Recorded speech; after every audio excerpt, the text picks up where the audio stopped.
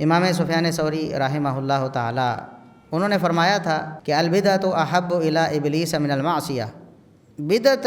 شیطان کو زیادہ پسندیدہ ہے گناہ کی نسبت۔ ایک گناہ ہے، چوری ہے، ڈاکہ ہے، بدکاری ہے، کوئی انسان کرتا ہے، مسلمان ہے، اس کو گناہ سمجھتا ہے، اس کو ڈر بھی آتا ہے کہ میں گناہ کر رہا ہوں،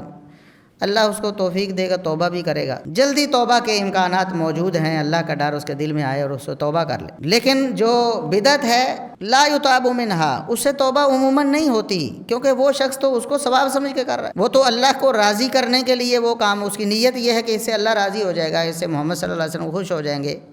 اس سے مجھے جنت مل جائے گی، اس سے میں جہنم سے بچ جاؤں گا، تو اس لیے اس سے توبہ کیسے ہوگی؟ بہت مشکل ہے۔ اگر اس کو سمجھایا جائے، اس کو